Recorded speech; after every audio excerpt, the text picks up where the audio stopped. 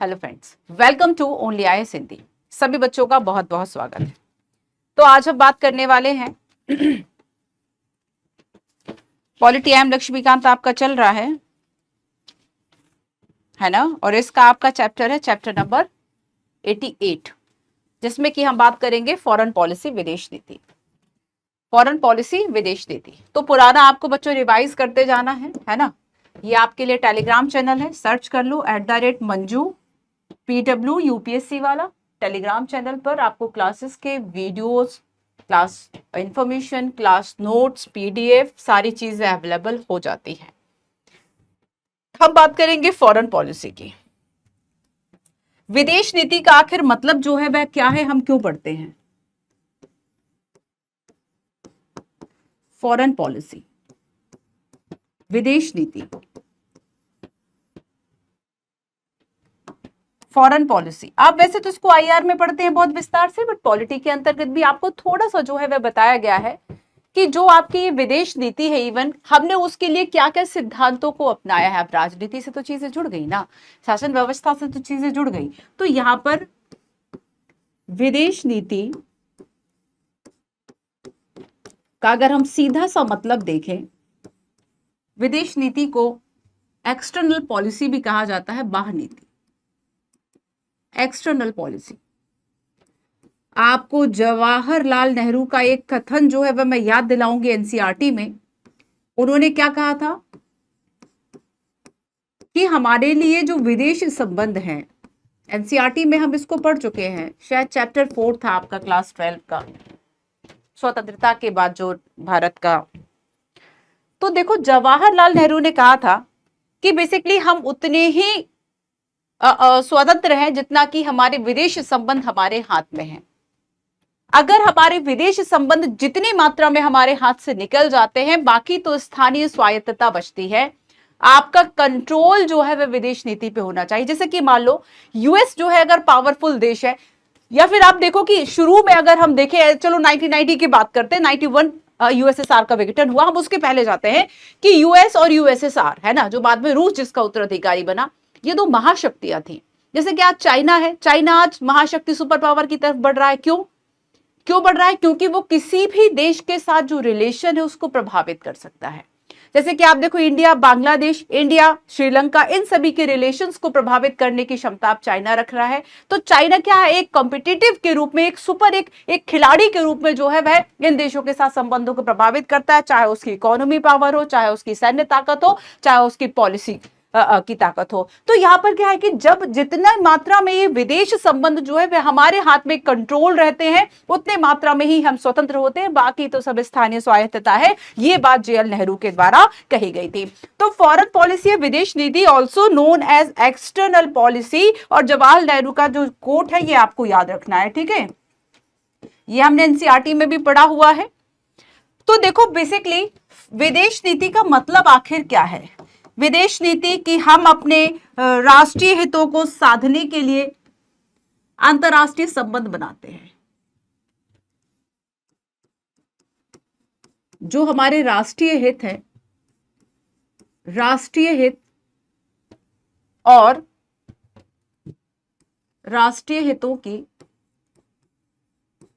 रक्षा हेतु अंतरराष्ट्रीय संबंध, राष्ट्रीय हितों की रक्षा हेतु अंतरराष्ट्रीय संबंध, है ना। राष्ट्रीय हितों की रक्षा हेतु जो अंतरराष्ट्रीय संबंध बनाना, क्षेत्रीय अखंडता की रक्षा करना,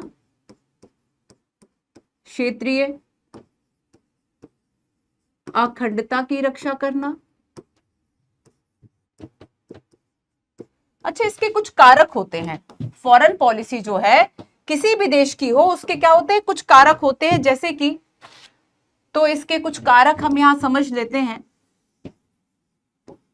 मतलब कौन कौन सी ऐसी चीजें हैं जो कि प्रभावित करती हैं विदेश नीति को, फॉरेन पॉलिसी को। जैसे कि उसका भूगोल क्या है।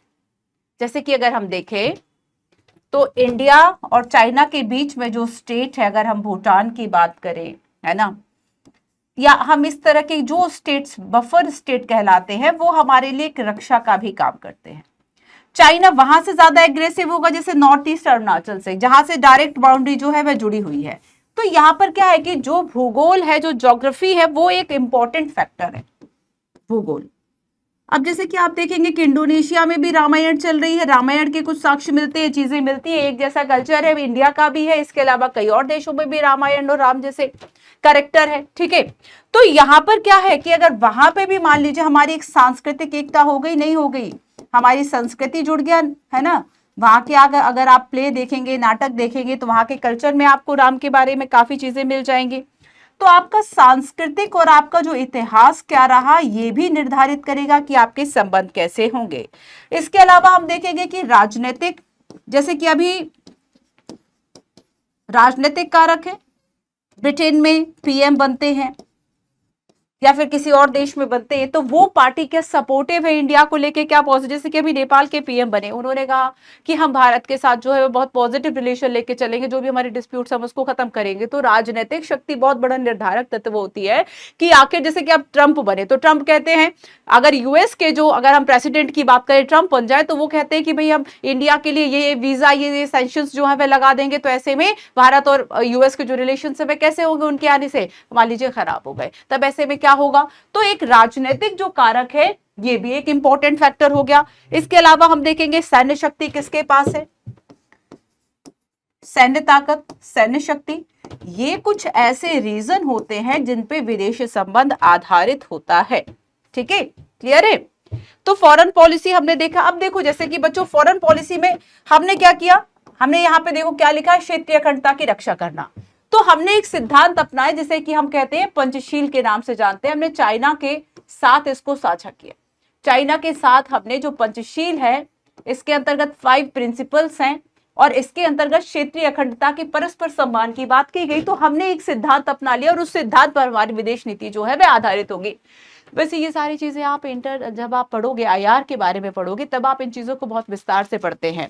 आईआर को जब पढ़ोगे तब आप इनको बहुत विस्तार से पढ़ोगे कि जैसे कि पंचशील जो समझौता है वह क्या था और हमारी विदेश नीति के संदर्भ में इसकी क्या महत्व है, ठीक है। तो पंचशील है। इसके अलावा हम देखेंगे कि अब देखो G20 आया, पूरे विश्व में छा गया क्या, पूरा विश्व एक परिवार है, वासुदेव कुटुंबकम, वसुदैव कुटुंबकम। तो ये विदेश नीति ही तो है। जहां एक घर में लोग ठीक से नहीं रह पा रहे हैं, वहां पे आप कह रहे हैं कि पूरा वर्ल्ड जो है वह एक फैमिली है, विश्व एक परिवार है, विश्व एक परिवार है। आप देखेंगे कि भाई पार्टी आर्टी के तो आप छोड़ दिया जाए, तो अगर आप मोदी जी को देखेंगे तो उनकी लीडरशिप आपको स्ट्रांग दिखेगी, है ना। कुछ लोगों को डिक्टेटरशिप के भी जो चिन्ह है वह दिखाई दे जाते हैं।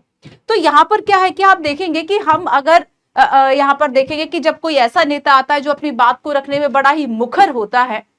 अब आप देखेंगे कि अभी हमारे जो विदेशी संबंध है या फिर कहीं पर कुछ सम्मेलन होता है तो उसमें इंडिया का पक्ष रखा जाता है।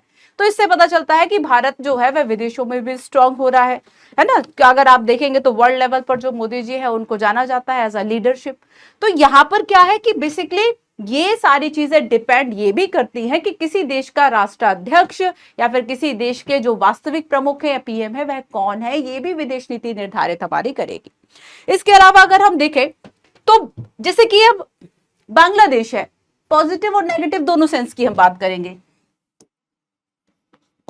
बिग ब्रदर चाहे संरक्षण के मामले में हो या फिर नेगेटिव, जब हम देखें इसके दोनों एस्पेक्ट्स हैं। बिग ब्रदर की भूमिका नेगेटिव भी और पॉजिटिव भी। जैसे कि बांग्लादेश कहता है कि भारत जो है हमारी संप्रभुता का सम्मान नहीं करता क्योंकि ऐसा बिग ब्रदर है। इसके अलावा पॉजिटिव देखें तो भारत अपने चारों तरफ जो उसके पड़ोसी राष्ट्र हैं उन सभी की हेल्प पहले करता है। किसी तरह का कोई आपातकाल हो, जब काठमांडू में भूकंप आया तो पहले ही जो भारत है वह प्रतिक्रियाशील हुआ, वहां जाके हेल्प पहुंची। इवन अगर हम देखें कि मालदीव या कहीं पर परेशानी, अगर पानी नहीं है तो भारत जो है वहां पे पानी भेज रहा है, बॉटल्स भेज रहा है। तो यहाँ पर क्या है कि एक तरफ से हम देखेंगे कि भारत अपने चारों तरफ जो पड़ोसी राष्ट्र है उन सभी में कंपैरेटिवली आप देखेंगे बहुत स्ट्रांग है, चाहे हम क्षेत्रफल की बात करें, जनसंख्या की बात करें, इकोनॉमी की बात करें। तो यहाँ पर क्या है कि एक बिग ब्रदर की भूमिका में जो भारत है वह रहता है, बट इसके दोनों ही एस्पेक्ट्स है। अब आपको विस्तार से आप इसको अगर पढ़ना चाहते तो आप आईआर में पढ़ लीजिए कि वासुदेव कुटुंबकम है ना, ये क्या है और भारत इसको कैसे प्रमोट कर रहा है, वर्ल्ड लेवल पर इसका क्या इंपैक्ट है, और बिग ब्रदर की बात करें तो इसके क्या पॉजिटिव क्या नेगेटिव एस्पेक्ट्स हैं, और क्या सच में Bharat as a big brother जो है वह दिखाता है खुद को, है ना। इसके अलावा अगर हम बच्चों बात करें हमारे कॉन्स्टिट्यूशन की, तो कॉन्स्टिट्यूशन में एक आर्टिकल है, आर्टिकल 51, किसके अंतर्गत आता है आर्टिकल 51? राज्य की नीति के निदेशक तत्वों के अंतर्गत, और इसमें अंतरराष्ट्रीय शांति की बात जो है वह कही गई।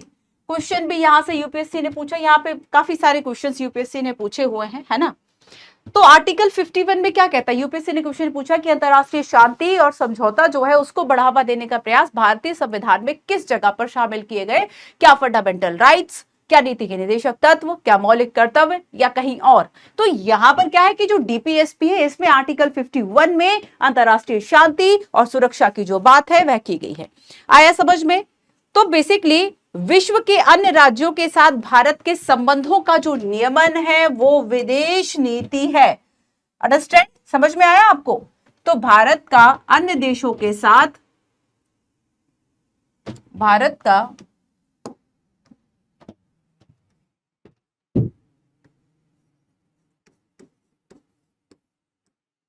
अन्य देशों के साथ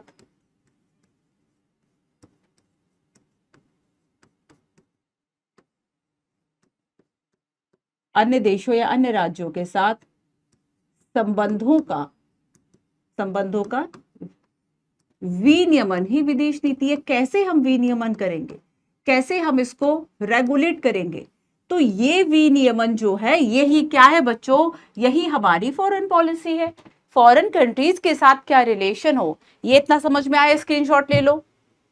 ये एक तरह से अगर विदेश नीति को लेके कुछ भी आता है तो आपके पास क्या है, एक इंट्रोडक्शन हो गया। विदाउट इंट्रोडक्शन तो कैसे ही शुरू कर सकते हो अपनी बात को, है ना। तो ये है आपकी विदेश नीति। आगे चले तो अभी हमने समझा कि विदेश नीति जो है वह क्या है।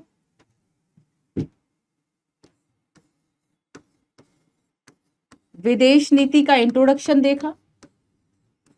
अब आगे हम बात करेंगे कि भारत की जो विदेश नीति है उसके कुछ सिद्धांत हैं, है ना। विदेश नीति हमने देख ली, अब आगे हम देखेंगे कि जो विदेश नीति है, इस विदेश नीति के कुछ हमने सिद्धांत बना रखे हैं कि किस आधार पर ये जो है वह अप्लाई होगा, है ना। क्या क्या सिद्धांत होंगे, बेसिकली हम बस कुछ सिद्धांतों की बात यहां पर करने वाले हैं। चलिए, विदेश नीति के सिद्धांत आखिर क्या है?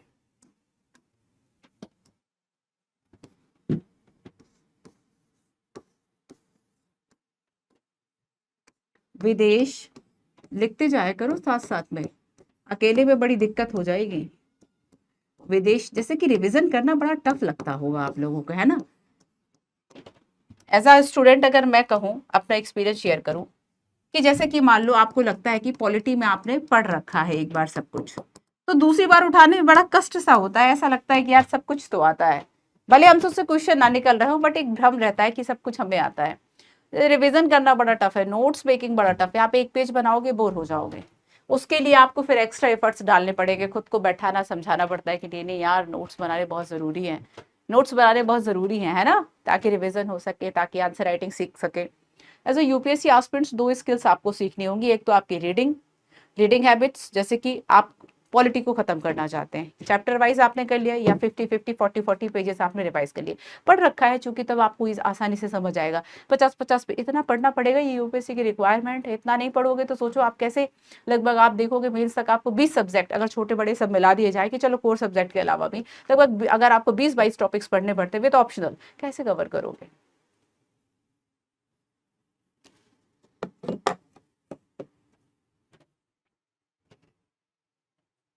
कवर कर भी लिया तो याद कैसे रखोगे? नोट्स बहुत इंपॉर्टेंट है, इसलिए मैं आपको नोट्स जरूर बनवाती हूँ। आपके दिमाग में एक फ्रेमिंग रहे कि अच्छा मैम ने ये 4 पॉइंट्स पढ़ा है, उन 4 पॉइंट्स के अंतर्गत ये पॉइंट्स है कि अगर हम अब प्रश्न आ गया कि विदेश नीति के भारत किन सिद्धांतों को फॉलो करता है ना। तो पहली बात तो हम देखेंगे कि भारत विश्व शांति के लिए बड़ा प्रयास करता है। जैसे कि मोदी जी ने कहा कि ये जो दौर है वह युद्ध का नहीं है, ये बात वर्ल्ड लेवल पर, ये कोट बड़ा फेमस रहा कि ये युद्ध का तो दौर नहीं है ना, बाकी नहीं पता किसका है, बट युद्ध का तो दौर नहीं है ये।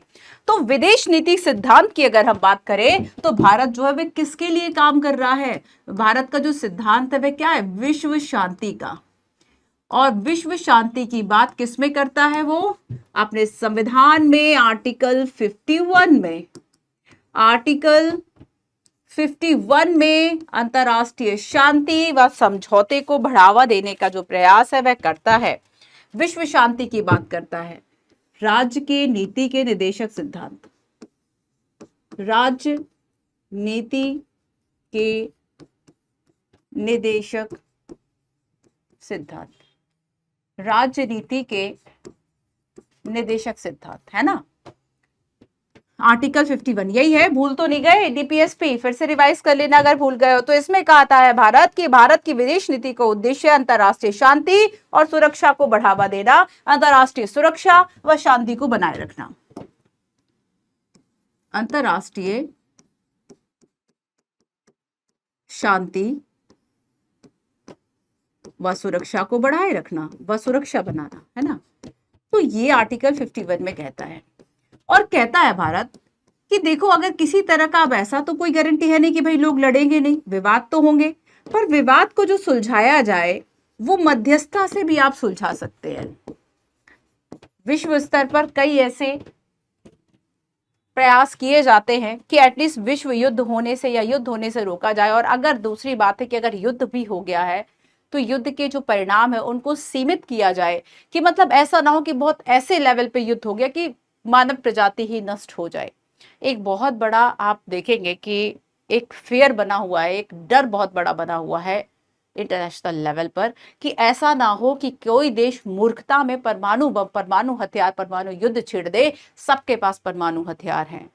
और ऐसा आपने देखा क्या हुआ इजराइल में, इजराइल हमास संघर्ष आपने देखा, आपने रूस यूक्रेन देखा।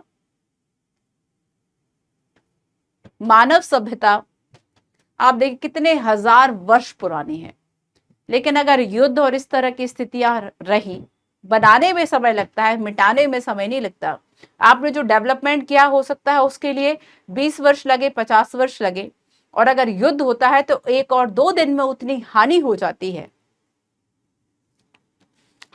जिसके लिए आप अगले 100 साल क्षतिपूर्ति नहीं होगी। जैसे कि जापान में आप देखेंगे हिरोशिमा नागासाकी पे जो बम हुआ था, आज भी देखा जाता है कि वहां के बच्चों में कुछ प्रॉब्लम्स होती है, आज भी वहां की भूमि पे कृषि नहीं होती, बहुत सारी ऐसी प्रॉब्लम्स हैं। वो बात और है कि कुछ और व्यवस्थाएं जो है वह कर रखी हैं अलग से कि उनकी इकोनॉमी काफी स्ट्रांग है ना, ये सारी चीजें।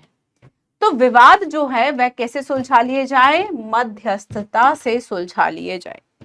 दूसरी बात, भारत जो है वह किसका समर्थन करता है? गैर उपनिवेशवाद का। उपनिवेशवाद मतलब क्या होता है? ब्रिटेन ने इंडिया को क्या किया? तो उपनिवेश ही तो बनाया था। भारत जो है वह गैर उपनिवेशवाद का समर्थन करता है। मतलब आप किसी तरह से कोई, उपनिवेशवाद का मतलब क्या? उपनिवेशवाद में आप देखेंगे कि जो कमजोर राष्ट्र है उनका शोषण किया जाता है। आप अफ्रीका के कई राष्ट्र की बात करेंगे, कमजोर राष्ट्रों का शोषण किया जाता है, वहां के लोगों का शोषण किया जाता है ना, वहां का यूज किया जाता है बेसिकली अपने देश को बढ़ावा देने के लिए। अगर आप एक एग्जांपल देखें कि भारत को ब्रिटेन ने एज एक कच्चे माल का वो यूज कर लिया कि कच्चा माल भी यहीं से आएगा और हम डंप भी यही कर देंगे जब सूती कपड़ा बन जाएगा, तो जब पॉलिस्टर का जो कपड़ा है वह बन जाएगा, तो ऐसे में भारत के उद्योग धंधे जो है वह नष्ट हो जाते हैं। तो भारत जो है वह क्या करता है? साम्राज्यवाद का विरोध करता है। साम्राज्यवाद, जो चीज ब्रिटेन के लिए अपने साम्राज्य का विस्तार था वो हमारे लिए उपनिवेश था, ठीक है। तो भारत साम्राज्यवाद का विरोध करता है और भारत जो छोटे राष्ट्र हैं उनकी स्वतंत्रता का समर्थन करता है। साम्राज्यवाद का विरोध करेगा और जो ऐसे राष्ट्र है तो स्वतंत्रता आंदोलन का समर्थक है कि हाँ भाई स्वतंत्रता संघर्ष करो, स्वतंत्र रहो, स्वतंत्रता आंदोलन का समर्थन करता है। तो ये हमारे क्या है बच्चों? विदेश नीति के सिद्धांत हैं, ठीक है। इसके अलावा देखो एक और प्रॉब्लम जो आपको दिखाई देती है,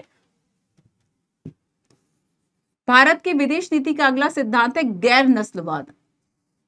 नस्लवाद का मतलब क्या है? अपार्थाइड लॉ हमने पढ़ा था, अपार्थाइड लॉ कि दक्षिण अफ्रीका जो है वहां पे क्या हो रहा था, दक्षिण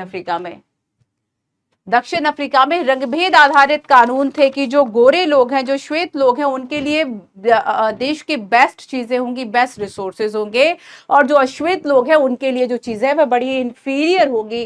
तो यहां पर क्या है कि बेसिकली भारत जो है वह गैर नस्लवाद का समर्थक है, नस्ल के आधार पर आप जो कानून है वह नहीं बना सकते, है ना। तो यहां पर आप देखेंगे अगर कि दक्षिण अफ्रीका में जो अल्पसंख्यक थे श्वेत, लगभग शायद 20 से 30% थे, और जो 70 से 80% जो अश्वेत थे, जो वहां के मूल निवासी थे, उनका शोषण कर रहे थे। तो भारत ने क्या किया कि दक्षिण अफ्रीका के वो जो आंदोलन था उसका समर्थक किया। आप नेल्सन मंडेला का नाम जानते हैं, दक्षिण अफ्रीका में रंगभेद के खिलाफ उन्होंने लगभग 28 वर्ष वह जेल में काटे।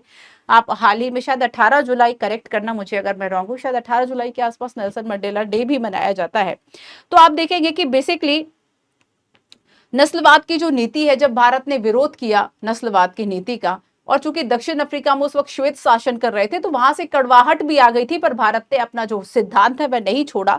ठीक है, तो यहाँ पर जैसे औपनिवेशवाद, साम्राज्यवाद की तरह श्वेत द्वारा अश्वेतों का जो शोषण किया जा रहा है, जो सामाजिक असमानता जो होती है, वो विश्व शांति में बाधक है।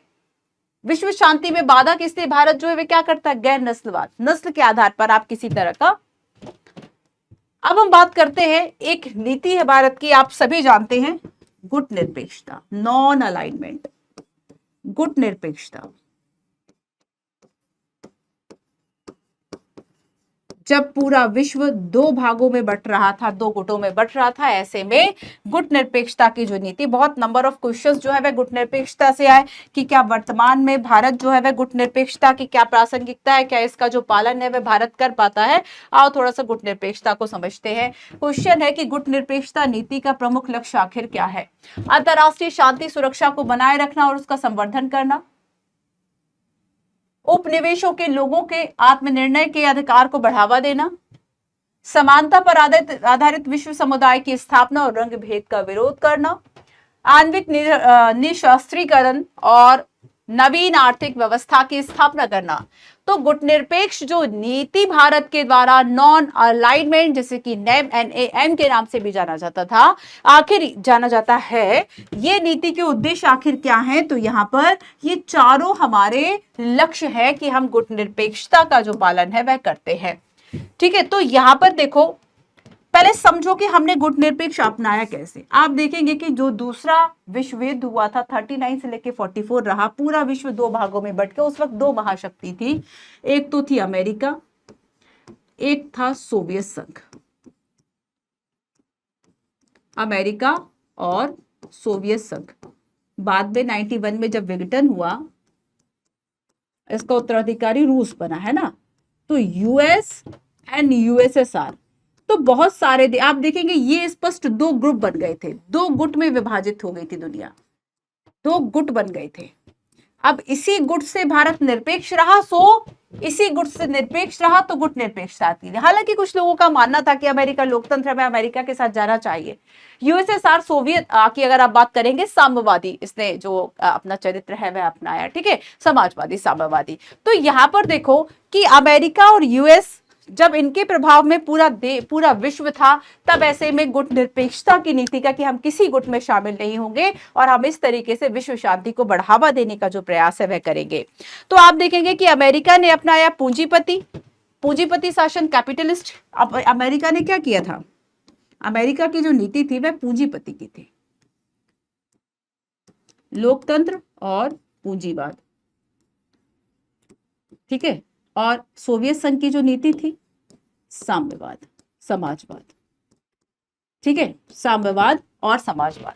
तो जो अगर हम देखें तो विश्व के बहुत सारे देश कुछ कुछ लाभ के लिए इन बड़े देशों से जुड़ गए, इन महाशक्तियों से जुड़ गए।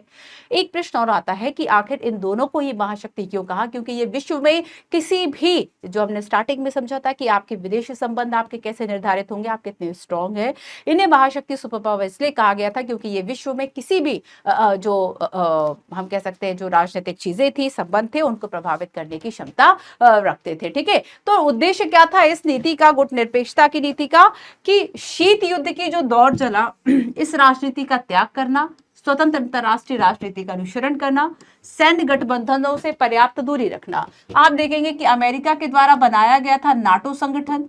नाटो एक सैन्य संगठन था जिसमें सभी सदस्य देश वो शामिल हो गए जो यूएस के साथ आए, और इसमें यह माना जाता था कि अगर एक देश पे हमला हुआ तो पूरे नाटो संगठन पूरे इस पे हमला माना जाएगा और सभी देश अपना प्रत्युत्तर देंगे। और इसके उत्तर में सोवियत संघ ने बना लिया था वार्सा पैक्ट। Warsaw pact. तो भारत वैसे तो दूर रहा, जब चाइना और पाकिस्तान से युद्ध हुआ तो उसके बाद रूस के साथ एक 20 वर्ष के आसपास शायद समझौता कुछ कुछ कर लिया था, तो उसके बाद ये भारत पे ब्लेम आता है कि वह गुटनिरपेक्ष की नीति का पालन कहाँ कर रहा है। तो यहाँ पर देखो कि बेसिकली हम देखेंगे, अच्छा शीत युद्ध, जवाहरलाल नेहरू ने ये कहा था बेसिकली कि हम विश्व के इस एक दूसरे के विरुद्ध ताकत की जो राजनीति है हम उससे दूर रहेंगे ताकि विश्व शांति जो है हम उसको, और भारत जो है वह युद्ध टालने का प्रयास करेगा, युद्ध टालने का प्रयास करेगा, युद्ध टालने का प्रयास करेगा।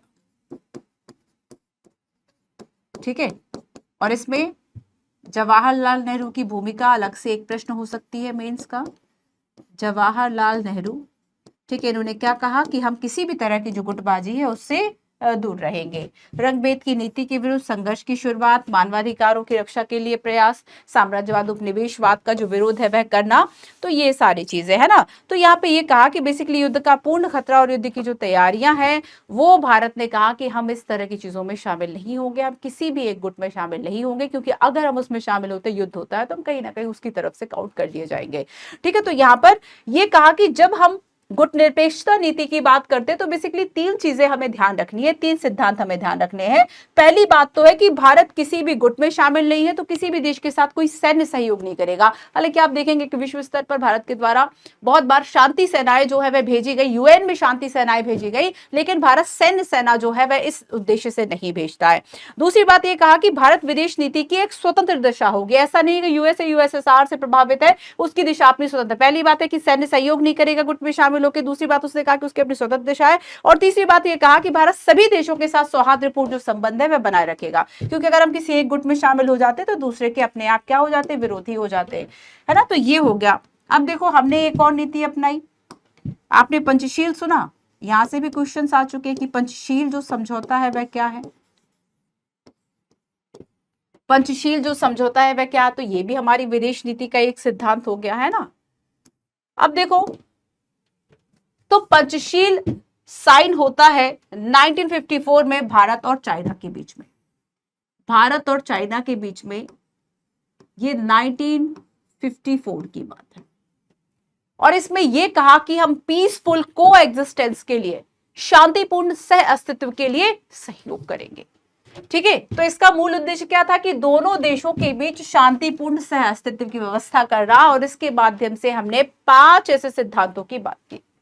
पहला सिद्धांत यह था कि एक दूसरे की संप्रभुता और क्षेत्रीय अखंडता का हम सम्मान करेंगे, है ना, एक दूसरे की, कि अगर पता है कि भाई बाउंड्री लाइन या बॉर्डर लाइन जो है वह ये है तो यहाँ पे अतिक्रमण हम एक दूसरे की सीमाओं का नहीं करेंगे, प्रॉपर एक डिस्टेंस जो है वह एक दूसरे से बना के रखेंगे। तो यहाँ पर क्या हो गया, संप्रभुता का सम्मान करना, क्षेत्रीय अखंडता का सम्मान करना। दूसरी बात है कि हम एक दूसरे पे आक्रमण जो है वह नहीं करेंगे, गैर आक्रमण का सिद्धांत जो है वह हमने अपनाया।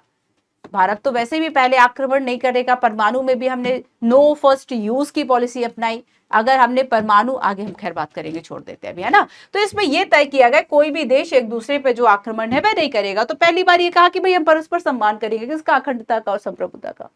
दूसरी बात हमने ये कही कि हम आक्रमण नहीं करेंगे। तीसरी बात हमने ये कहा कि भाई हम आंतरिक मामलों में जो है वह किसी तरह का हस्तक्षेप नहीं करेंगे। तो इसमें मेन पॉइंट्स निकाल के लिख लो कि पहली बात तो है कि हमने अखंडता की बात की, चलो कि हम अखंडता का सम्मान करेंगे, है ना। दूसरा इसमें से पॉइंट लिख लो कि हम आक्रमण नहीं करेंगे। ऐसे आपको याद हो जाएगा, है ना। पहली बात अखंडता का सम्मान, दूसरी बात ये, तीसरी बात में आप ये लिख लो कि हम मामलों में हस्तक्षेप नहीं कर, केवल हस्तक्षेप लिख लो तो भी समझ आ जाएगा।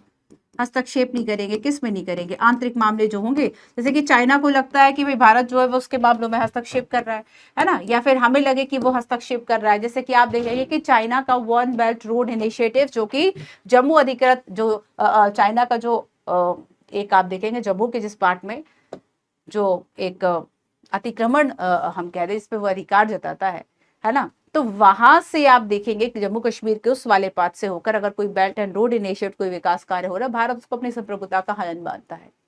इसलिए भारत उस चीज को क्या करता है, डिनाई करता है ना, उसका विरोध करता है। तीसरी बात है कि इसके तहत यह भी तय किया गया कि एक दूसरे के साथ समानता का व्यवहार करेंगे और परस्पर लाभ की बात की गई। ठीक है, और एक बात इसमें की गई कि हम पीसफुली को एग्जिस्ट, शांतिपूर्ण तरीके से सह अस्तित्व। बहुत जरूरी है कि भाई जो हमारे पड़ोसी देश है वो शांतिपूर्ण साथ में रहे। अब जैसे कि कितनी परेशानी होती है, पाकिस्तान बॉर्डर से सारी सेना वहीं खड़ी रखो, कुछ और हम कर ही नहीं पाते। तो यहाँ पर क्या शांतिपूर्ण सह अस्तित्व नहीं है। आप कहेंगे कि चाइना और पाकिस्तान के साथ हमारा शांतिपूर्ण अस्तित्व है, सह अस्तित्व नहीं है। अगर होता तो हमें शायद उतने जरूरत नहीं पड़ती, उतने हमारे जो सैनिक है वह शहीद नहीं होते उतनी संख्या में, हमें वहां पर उतनी आर्मी नहीं लगानी पड़ती, हमारे वो रिसोर्सेज बचते, हम बाकी चीजों पे भी खर्च। लेकिन अगर हम जैसे कि पाकिस्तान परमाणु हथियार क्यों बनाता है ज्यादा, तो उसको खतरा किससे लगता है, पाकिस्तान को भारत से। तो वहां पर वो क्या है कि वो ज्यादातर भरे खाने को रोटी ना हो। आप देखेंगे पाकिस्तान की इकोनॉमी इस वक्त कैसी ठप, एकदम डिक्लाइन है, और उसके बाद भी वहां पे हथियार, सैन्य हथियार, ये मेन उसका रीजन है ना। तो यहाँ पर क्या है कि शांतिपूर्ण सह अस्तित्व अगर होता तो हथियारों की जरूरत ही नहीं होती। आपने एक गाना सुना होगा, वो अभी हाल ही 15 अगस्त से मैंने वो गाना सुना, मुझे बड़ा पसंद है। आपने मेरे दुश्मन मेरे भाई गाना सुना होगा, उसमें एक लाइन आती है कि हम गेहूं और चावल की जगह बंदूकें क्यों बोते हैं। तो या तो आप गेहूं चावल बोलो या बंदूकें बोलो। बंदूकें बोलोगे सारा पैसा युद्ध में खर्च कर लोगे, खाने को नहीं रहेगा, वैसी स्थिति हो जाएगी जैसे कि पाकिस्तान की है। तो यहाँ पर क्या है कि अगर शांतिपूर्ण सह अस्तित्व होता, जैसे कि नेपाल के साथ हमने जो है वह खुली बाउंड्री शेयर की है ना, ओपन बाउंड्री है, कि वहां पे आपको कोई वीजा वगैरह इस तरह से नहीं चाहिए पड़ेगा, एक ओपन बाउंड्री है। तो यहाँ पर ये हम कह सकते हैं हाँ भाई शांतिपूर्ण सह अस्तित्व है, कि वहां के लोग यहाँ व्यापार करने के लिए जा रहे हैं, यहाँ के लोग वहां व्यापार करने के लिए जा रहे हैं। पाकिस्तान के साथ ऐसा नहीं है, पाकिस्तान के साथ ऐसा नहीं है ना। तो शांतिपूर्ण सह अस्तित्व पंचशील का एक समझौता है। ये 5 बातें क्लियर हो गया। आगे चले, नेक्स्ट देखे आप। चलो नेक्स्ट हमें इसमें देखना है, आओ पहले इनको लिख लेते हैं। क्या क्या हमने देखा इसमें, विश्व शांति,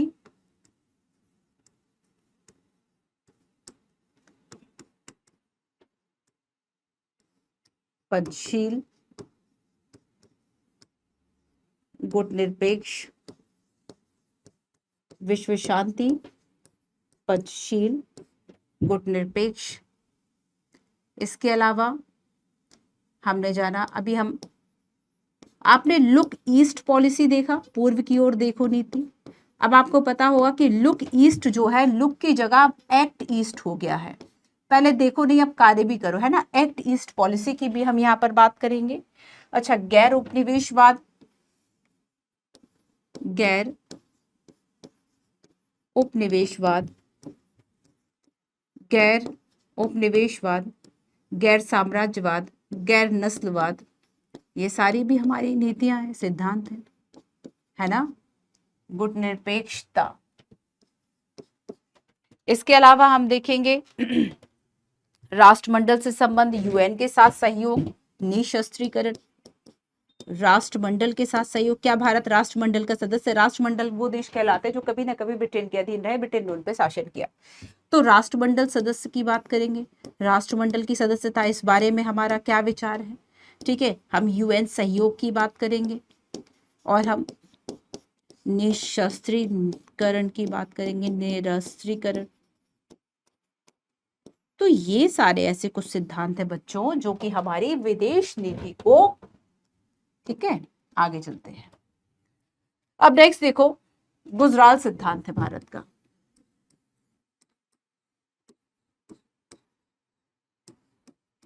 गुजराल सिद्धांत क्या है, कौन से पीएम के द्वारा ये शुरू किया गया था, गुजराल सिद्धांत। फिर हम बात करेंगे भारत का परमाणु सिद्धांत क्या है, जैसे कि नो फर्स्ट यूज की पॉलिसी, यूपीएससी मेंस में सीधा पूछ लेता है यही कि भारत की नो फर्स्ट यूज की जो पॉलिसी है वह क्या है। ठीक है, तो भारत का परमाणु सिद्धांत आखिर क्या है, परमाणु सिद्धांत। नेक्स्ट हम देखेंगे भारत की मध्य एशिया को जोड़ो नीति, मध्य एशिया से भारत, मध्य एशिया के देश कौन कौन से, वो तजाकिस्तान कजाकिस्तान वाले, है ना। तो भारत की मध्य एशिया की नीति क्या है, भारत की मध्य एशिया को जोड़ो नीति।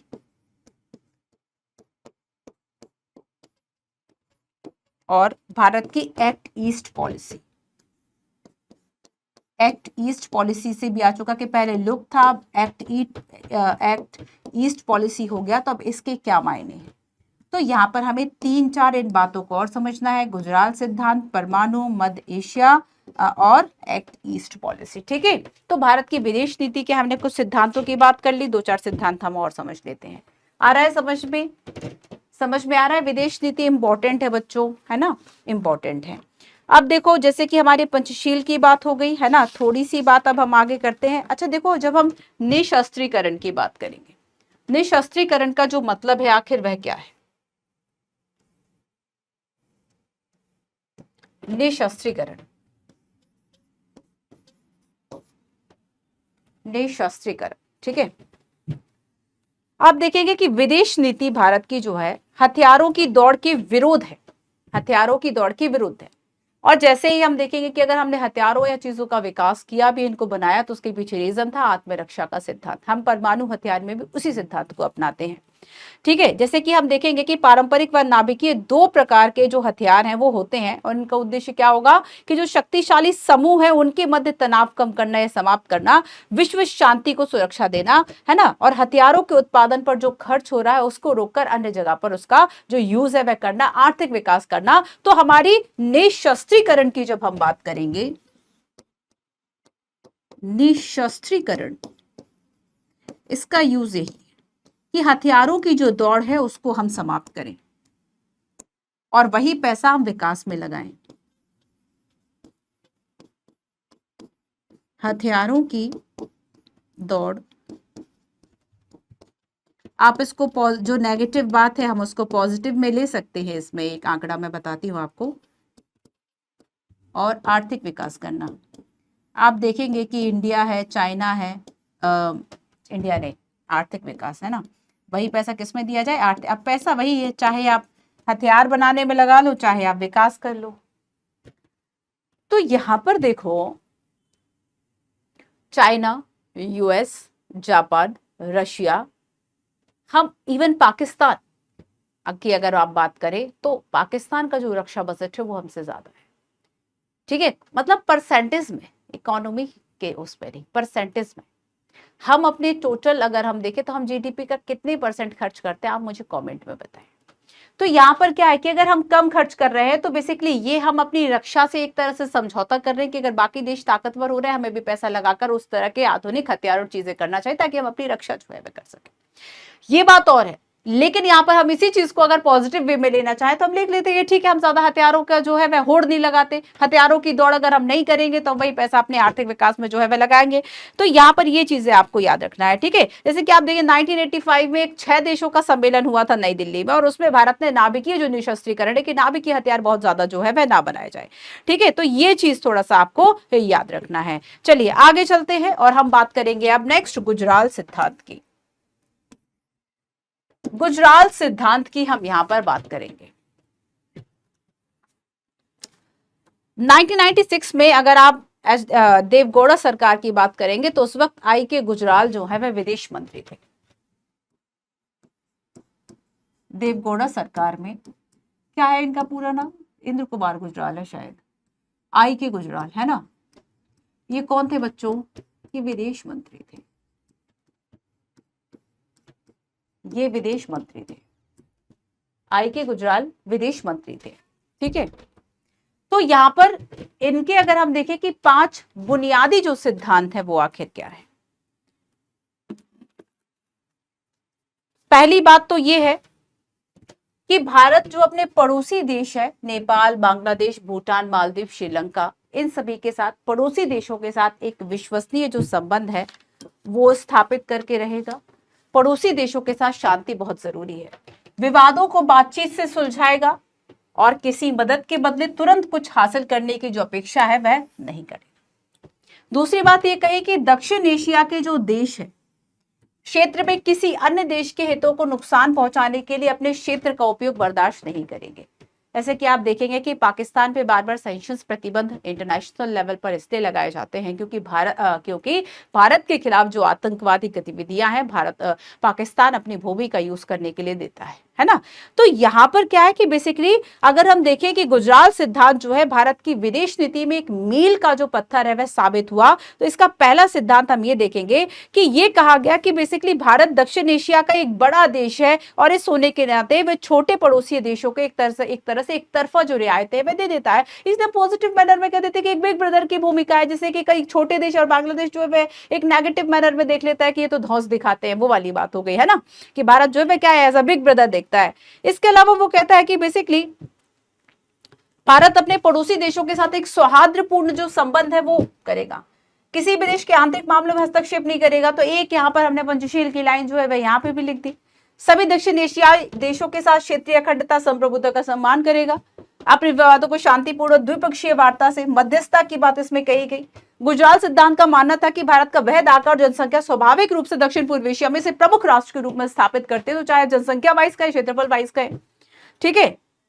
तो यहां पर ये क्या है कि बेसिकली ये गुजराल सिद्धांत की बात इसमें कही गई और इसमें यह कहा गया कि गुजराल ने ये स्पष्ट किया कि गुजराल सिद्धांत के पीछे तर्क ये था कि हमने उत्तर और पश्चिम से चूंकि दो मैत्रीपूर्ण जो पड़ोसी है उनका सामना करना था, इसलिए हमें निकटतम जो पड़ोसी है उनके साथ पूर्ण शांति और स्थिति जो है वह सुनिश्चित करनी होगी। तो देखो गुजराल सिद्धांत अगर हम देखें तो इसके कुछ पॉजिटिव नेगेटिव पॉइंट्स भी हैं गुजराल सिद्धांत के। क्या ये उतना सफल रहा जितना इसको होना चाहिए? तो गुजराल सिद्धांत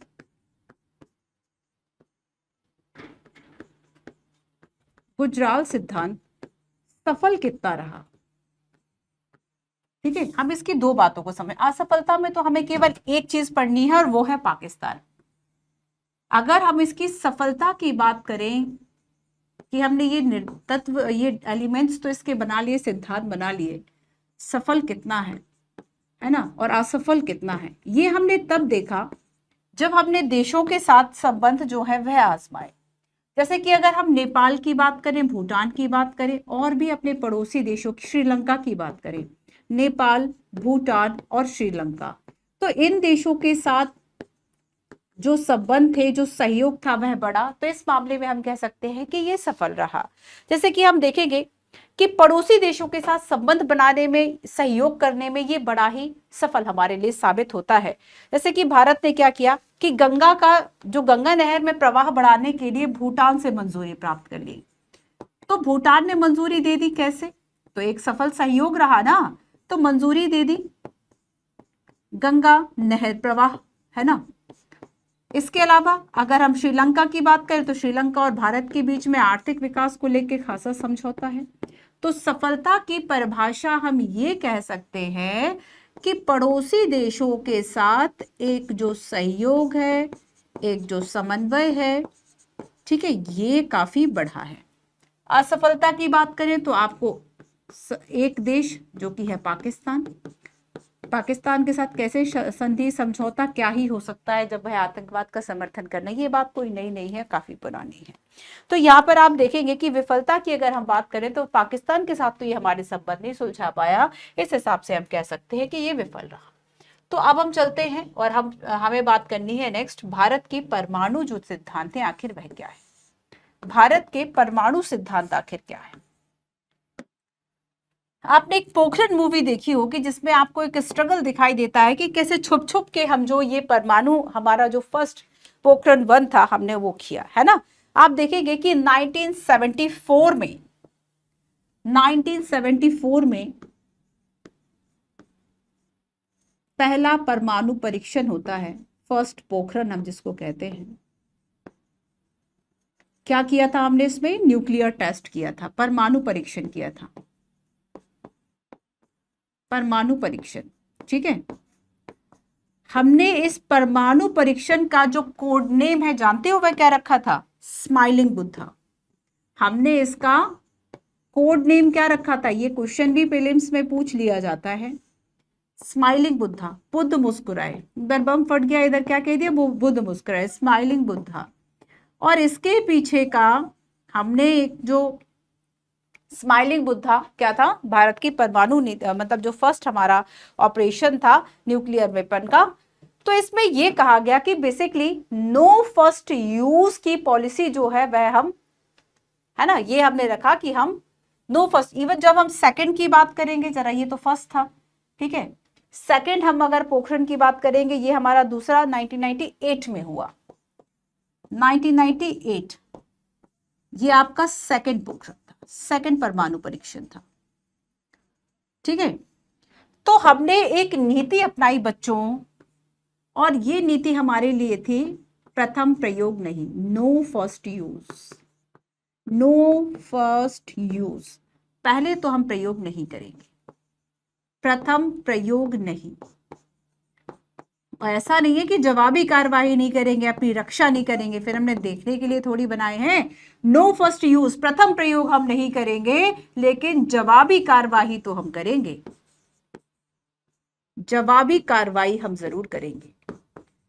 तो जवाबी कार्रवाई करेंगे कि अगर किसी देश ने यूज किया है हमारे खिलाफ न्यूक्लियर वेपन को, तो फिर हमने भी देखने के लिए नहीं बनाए, लेकिन हम पहले प्रयोग जो है वह हम नहीं करेंगे, प्रथम प्रयोग हम नहीं करेंगे। हमने इसको आत्मरक्षा के लिए बनाया है, हमने इसको एक संतुलन, एक बैलेंस के लिए अपनाया है। तो यहां पर देखो कि बेसिकली परमाणु शक्ति का जो उपयोग है वह भारत पहले नहीं करेगा। इसके अलावा हमने 2-3 सिद्धांत और इसके अपनाए। पहली बात कि भारत परमाणु हथियार का प्रयोग पहले नहीं करेगा, परमाणु हथियार का प्रयोग पहले नहीं करेगा, ठीक है, नो फर्स्ट यूज हो गया। तो ये एक हमारा सिद्धांत हो गया। दूसरा है, अगर परमाणु हथियार का प्रयोग करेगा भी तो जिससे युद्ध कर रहे हैं ऐसा नहीं करेगा कि उसको अपूर्णीय क्षति हो जाए, सीमित प्रयोग करेगा, अपूर्णीय क्षति नहीं करेगा। आप अगर विश्व स्तर पर देखें तो 2 तरीके हैं, जैसे कि हमने तो सॉफ्ट पॉलिसी अपनाई। दूसरा तरीका होता है कि अगर आपको किसी के आक्रमण से बचना, जैसे कि मान लो आपकी किसी से लड़ाई हो रही है, तो उसमें 2 तरीके कि या तो आप बहुत शांति भाव से रहें, जो वो कर रहा है उसको करने दें। दूसरा ये तरीका होता है कि इतना एग्रेशन दिखाए, मतलब इस हद तक विनाश को ले जाए कि सामने वाला जो है उस विनाश से डर के पहले ही ना करे। तो यहाँ पर ये दोनों तरीके हो सकते हैं। तो यहाँ पर क्या है कि बेसिकली क्षति तो होगी बट अपूर्णीय क्षति हम नहीं करेंगे, ऐसा विनाश नहीं करेंगे। दूसरी बात यह है कि हम परमाणु का जो प्रयोग करेंगे वो एक राजनीतिक, ऐसा नहीं कि आतंकवादी संगठन को सौंप दिया और वो, जैसे कि पाकिस्तान का एक खौफ क्या, पाकिस्तान के लिए एक डर क्या रहता है कि अगर उसके जो परमाणु हथियार है अगर वह आतंकवादियों के हाथ में लग गए तब वे क्या करेंगे। तो ऐसे में हम जो परमाणु सिद्धांत हमने बनाया कि हम इसका जो ये प्रयोग करेंगे ना, ये राजनीतिक नेतृत्व में करेंगे, ना कि हम आतंकवादियों को सौंप देंगे। और राजनीतिक नेतृत्व में करने के लिए हमने एक न्यूक्लियर कमांड अथॉरिटी बना रखी है। हमने इसका प्रयोग करने के लिए क्या बना रखी है बच्चों, न्यूक्लियर कमांड अथॉरिटी, जो कब प्रयोग करना है इसकी परमिशन देगी, nuclear command authority. Nuclear command authority हमने बना रखी है, राजनीतिक और कार्यकारी परिषद है। और इसके अगर आप देखें, राजनीतिक कार्यकारी परिषद इसकी बनाई गई, जिसके अगर हम अध्यक्ष की बात करें, इसके अध्यक्ष कौन होते हैं, पीएम होते हैं। इसके अध्यक्ष जो है वह पीएम होते हैं, ठीक है। एक बात और हमने इसमें अपनाई बच्चों कि हम ऐसे देशों के खिलाफ परमाणु यूज नहीं करेंगे जिनके पास है ही नहीं नाभिकीय हथियार। तो हम गैर नाभिकीय देशों पर, गैर नाभिकीय देशों पर हथियार यूज नहीं करेंगे, है ना। तो हमने क्या किया, आपने अगर देखा होगा रामायण महाभारत की सीरियल चूंकि सबने देखे होंगे, आपने उसमें एक बात सुनी होगी, है ना, कि जैसे जो हाथी पे सवार है वह हाथी से लड़ेगा, जो पैदल सेना है वह पैदल सेना से लड़ेगी। तो यहाँ पर क्या है कि जो जिस लेवल का उस लेवल से लड़ाई होगी। तो यहाँ पर जो गैर नाभिकीय इस तरह के देश होंगे, गैर परमाणविक देश होंगे, उनके साथ नहीं करेगा। और भारत की जो एक प्रतिबद्धता है परमाणु मुक्त बनाने की, परमाणु मुक्त विश्व बनाने की, वो जारी रहेगी। परमाणु मुक्त विश्व के प्रति, परमाणु मुक्त विश्व के प्रति प्रतिबद्धता वह जारी रखेगा। विश्व के प्रति प्रतिबद्धता, परमाणु मुक्त विश्व के प्रति प्रतिबद्धता को जारी रखेगा। ये हमारा है परमाणु सिद्धांत। आगे चलेंगे, बात करेंगे एक्ट ईस्ट पॉलिसी की। उसके पहले सेंट्रल एशिया की थोड़ी बात हो जाए। मध्य एशिया को जोड़ो नीति भारत की, है ना, मध्य एशिया को जोड़ो नीति। अगर हम देखेंगे तो भारत ने इस नीति की शुरुआत कब करी? 2012 में। 2012 में इस नीति को शुरू किया। और इसके अंतर्गत अगर हम मध्य एशिया के, सेंट्रल एशिया के देशों की बात करें तो इन देशों में कजाकिस्तान, किर्गिस्तान, ठीक है, तजाकिस्तान, तुर्कमेनिस्तान और उज्बेकिस्तान, ये देश जो है वह शामिल है। इनके नाम भी लिख लो, कजाकिस्तान। अच्छा, यूपीएससी इसका एक ऑर्डर भी पूछ चुका है कि अगर हम इसको ऑर्डर में जमाएं, है ना, क्लॉक एंड एंटी क्लॉकवाइज, तो इन देशों का क्या है? तो सबसे पहले कजाकिस्तान है, फिर उसके बाद किर्गिस्तान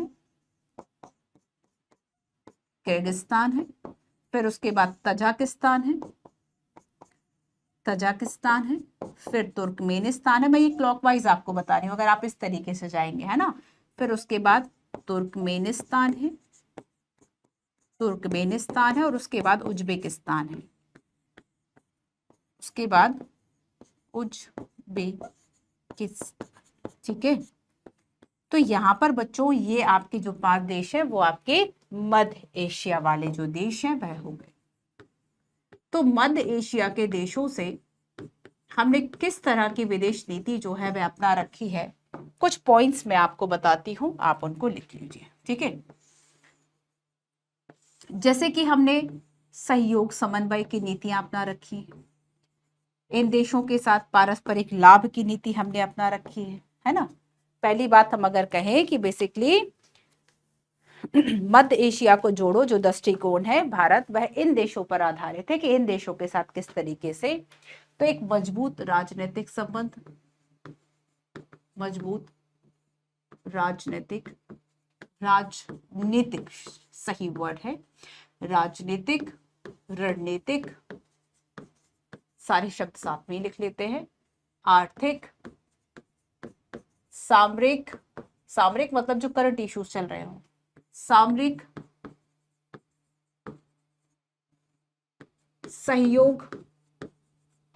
सहयोगात्मक समन्वय, ये सारी चीजें करना। तो मजबूत राजनीतिक, आर्थिक, ये सारे संबंध स्थापित करना इन देशों के साथ, ठीक है।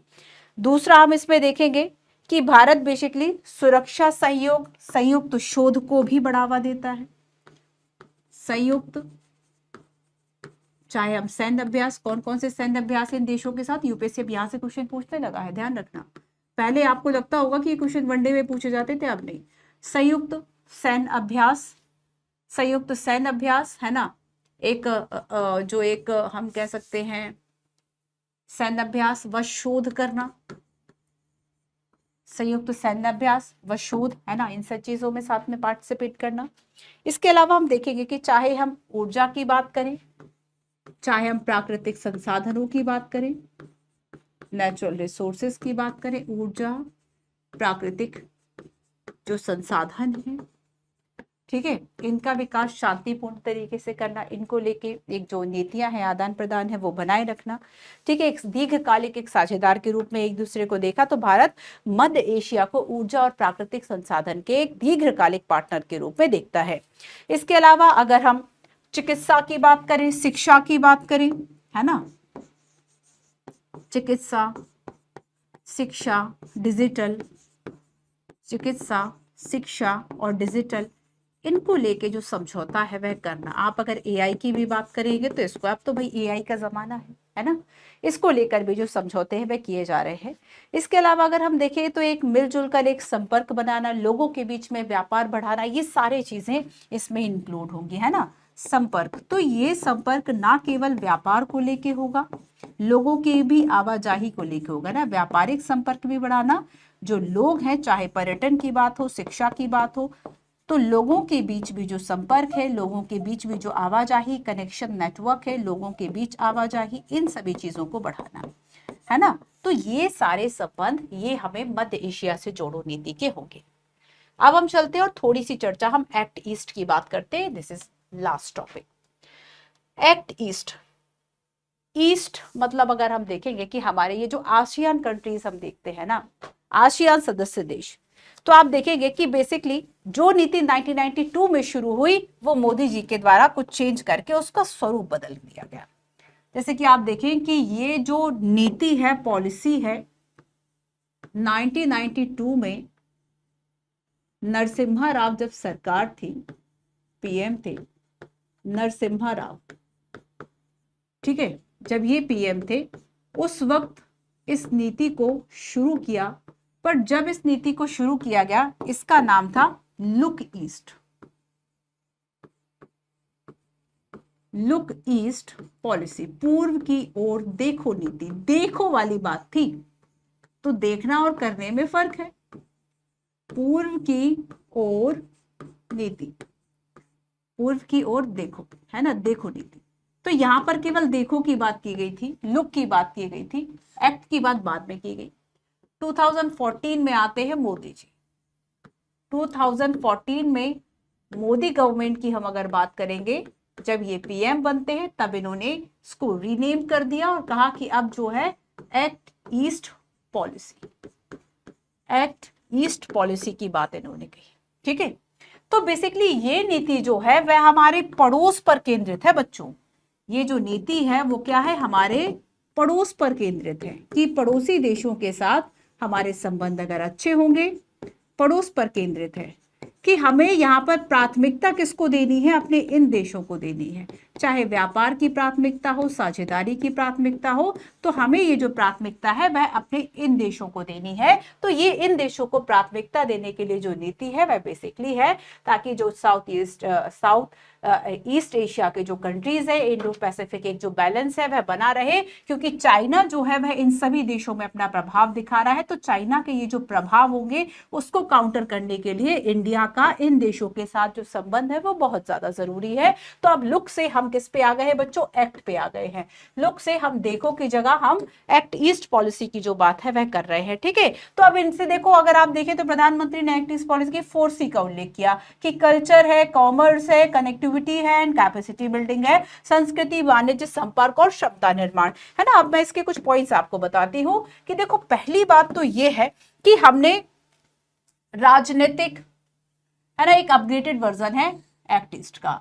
और आर्थिक राजनीतिक हम क्या समझौते कर सकते हैं, आप खुद सोचिए कि एक तो सांस्कृतिक आधार पर करेंगे, सांस्कृतिक आधार पर कर रहे हैं, रणनीतिक आधार पर कर रहे हैं, ठीक है, आर्थिक समझौता करेंगे, रक्षा को लेके कोई समझौता करेंगे, तो यहाँ पर अलग अलग तरीके के समझौते हम कर रहे हैं। तो चाहे कनेक्टिविटी हो, व्यापार हो, संस्कृति हो, लोगों के बीच संपर्क हो, जैसे कि हमने मध्य एशिया की भी बात की थी, तो वहां पे भी मध्य एशिया में भी क्या है कि हम बेसिकली क्या कर रहे हैं, लोगों के बीच संपर्क कर रहे हैं, व्यापार को बढ़ाने का काम कर रहे हैं। तो इसका प्रमुख उद्देश्य क्या है कि आर्थिक जो सहयोगात्मक संबंध है हम उसको बढ़ाना, एक सक्रिय दृष्टिकोण, स्पेशली अगर हम इवन इसमें उत्तर पूर्वी जो क्षेत्र उसमें अरुणाचल प्रदेश की कनेक्टिविटी जो कि आसियान कंट्रीज से ज्यादा बॉर्डर लाइन वहीं से शेयर करी, तो हम वहां पे भी डेवलपमेंट की कॉरिडोर की जो बात है वह करते हैं। तो इसमें नॉर्थ ईस्ट का भी जो डेवलपमेंट है वह शामिल है, क्योंकि ये दक्षिण पूर्वी एशिया क्षेत्र के एक प्रवेश द्वार के रूप में भी जाना जाता है।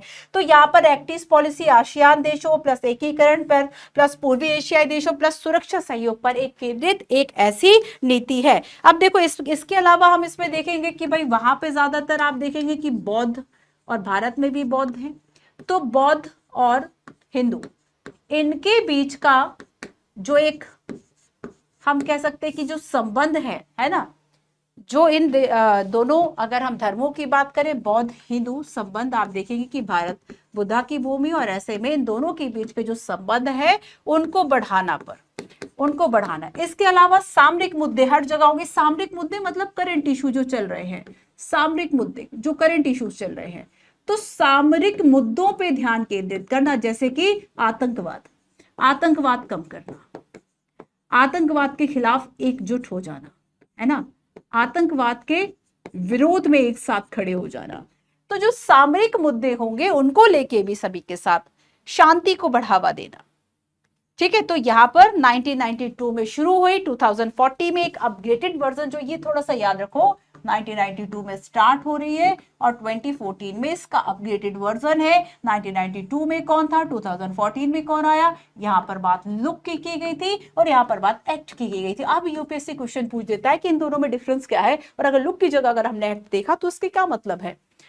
सो बच्चों, उम्मीद है आपका ये टॉपिक जो है वह कवर हो गया होगा। फिर भी लग रहा है कि नहीं मैम कुछ और बता दो, तो आप डाउट में जो कमेंट्स है कमेंट आप कर दीजिएगा। तो आज हमने बात की। अच्छा, एक बात और बता दूं, @मंजू PW UPSC वाला, ये आपका टेलीग्राम चैनल है, इस पे आपको क्लास का PDF फाइल सब मिल जाएगा। हमने बात की आज फॉरेन पॉलिसी, जिसे कि कहा जाता है एक्सटर्नल पॉलिसी भी, विदेश नीति के कुछ सिद्धांत है, विश्व नीति, विश्व शांति, पंचशील, गुटनिरपेक्षता, गैर उपनिवेशवाद, लोक ईस्ट पॉलिसी, राष्ट्रमंडल, UN निशस्त्रीकरण, गुजराल सिद्धांत, परमाणु सिद्धांत, मध्य एशिया और एक्ट ईस्ट, है ना। हमने शुरुआत से जाना कि जवाहरलाल नेहरू ने क्या कहा था, इनका जो कोट है वह आपके मेंस के लिए काफी इंपॉर्टेंट है। हमने जाना कि राष्ट्रहित की रक्षा के लिए जो हम अंतरराष्ट्रीय संबंध बना रहे हैं, जैसे कि पंचशील, वासुदेव कुटुंबकम, बिग ब्रदर, इसके क्या क्या रीजंस, क्या क्या इसके कारक होंगे, हमने ये भी देखे, है ना।